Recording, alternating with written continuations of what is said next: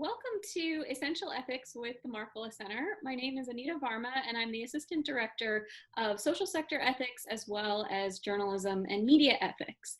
And the purpose of Essential Ethics is to offer some timely content related to the current coronavirus pandemic. Today, we'll be focusing on issues related to the ethics of work and how that's affecting the nonprofit sector particularly. I'm pleased to be joined today with Mary Cortani, who is a nonprofit leader and executive director of Operation Freedom Paws, which serves veterans as well as individuals with disabilities. Mary, thank you so much for joining me today. Oh, well, thank you for having me. Absolutely. So my first question is, what have you been experiencing in your nonprofit organization since coronavirus precautions began? So several things, donations, down, canceling of events, and, trying to go after grants, much tougher. So we're down by about 80%. For us specifically, one of the ways that we helped our nonprofit was because we have a kennel and provide service dogs to veterans, we opened up a small portion of it for the public. That's non-existent now, so that cash flow is also gone because everybody, not traveling, not doing the things that they would normally do. On the side of what we do for our mission, we have clients that are vulnerable. They need to stay in. And so we've stepped up how many times a week we talk to them. Instead of just maybe once, we're calling them a couple of times a week to check in on them and make sure that they stay connected. With our others, because we fall under mental health services or health services, we're able to have classes in small groups, but the challenge is making sure everybody feels safe, and that, we already had sanitizing practices in place because of the kennel. We've just stepped it up a notch from what we normally do. And we've always kept 6 feet apart because we don't let dogs go nose to nose and nose to tail. So that distancing is there. But, it's a struggle for them because other than coming to class, they're experiencing what our veterans and our clients from the past who've certified and gone on that we stay in touch with. We're dealing with them more in the sense that we work so hard to teach them not to isolate, but they've now been told, no, you have to isolate. So it's making them feel like they've taken a step back and they're starting from the beginning again and reminding them that they're not. You mentioned your mission, and just for folks watching who aren't familiar with Operation Freedom Paws, I wonder if you could just describe that a little bit more. Right. So Operation Freedom Paws mission is to provide service dogs to veterans and non-veterans with disabilities and empower them through the use of a service dog to live a quality life. And we do that very differently we have a 48-week program. We train them to train the dogs that we pull out of shelters and rescue groups.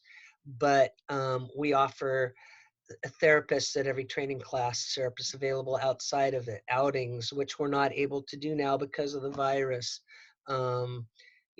community involvement activities. So we offer a lot more than just the dog. We try and make that one tool and a lot of tools in their tool belt. Yeah, absolutely.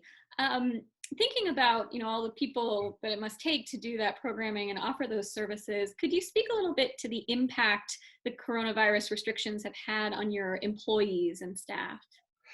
Right. So, because of the reduction of, our donations and fundraisers being canceled, and the kennel not having any income, we've had to let go, furlough, layoff, however we want to look at it, probably half of our staff. And that was very hard choices because you work so long and so hard. Like for us, I've been doing this now going on 11 years. It's been a nonprofit since September of 2011. And you think you're moving and moving forward, and this just makes you feel like you're going right back there. So we're even in communication with our employees that we've, had to lay off, and those that are still here, because we still may have to make hard choices and reduce even further. But staying in contact and communication, key. Yeah, absolutely. And it sounds like even with those furloughs, your remaining team members are still trying to provide services for Yes. your clients, past and present. Yeah. Yeah. So I wonder, as a final question, if you could speak as well to the impact, and you alluded to this a little bit before, but the impact that there's been on the communities your organization serves. So you mentioned that some folks are feeling like this is a step backwards in their attempts to reconnect. And I wonder if you could talk a little more about what kinds of impacts you're seeing so far. First, well, several.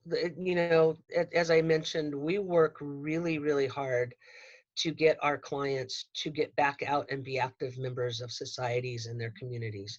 And sometimes it's simple little things that we start with, like going to a restaurant, going to a movie, going to a park, or an amusement, like just a regular park, but an amusement park or a museum or something like that, and show them that they can regain that and enjoy life, right?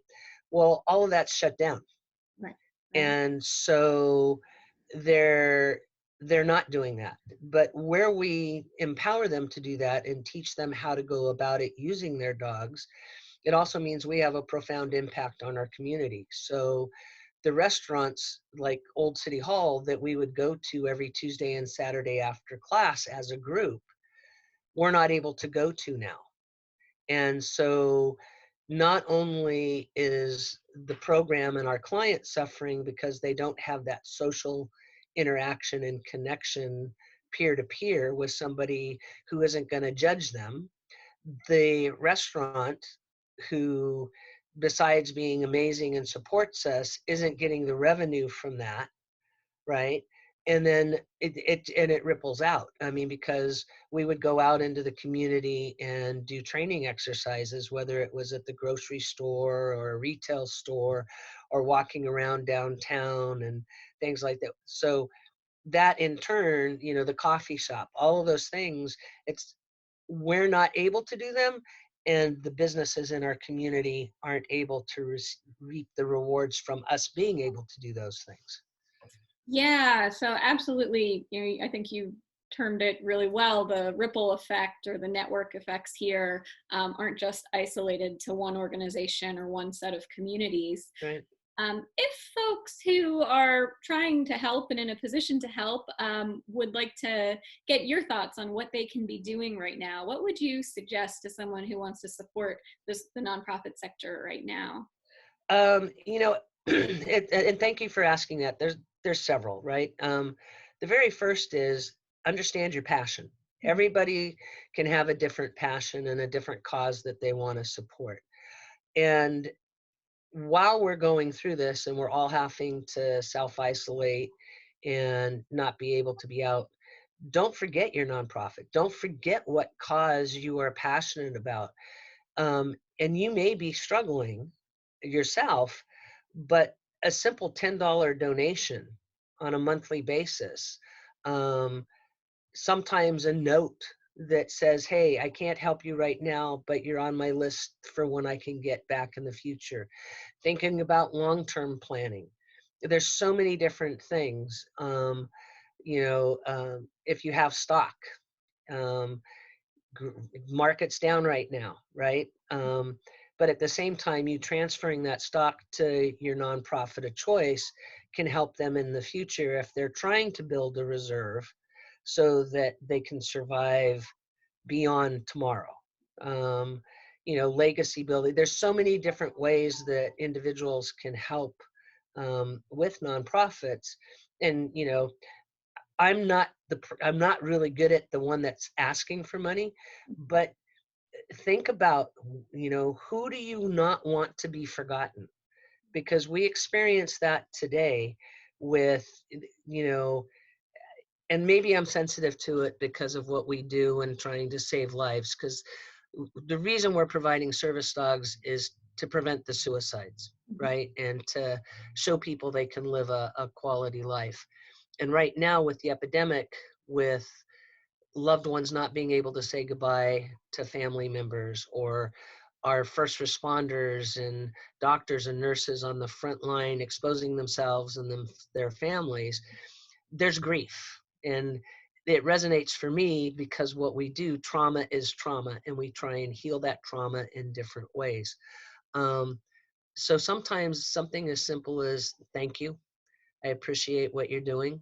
Mhm. And recognizing that we're all having to make sacrifices right now, but don't forget your nonprofit, because, and I'm just going to say this, you can edit it, but it's not the government's.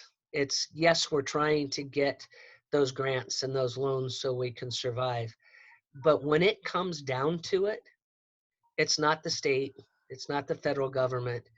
It is the community nonprofits reaching out to make the difference for the rest of the society.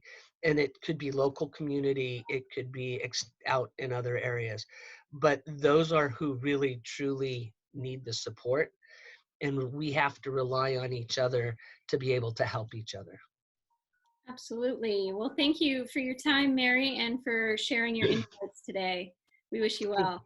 Thank you.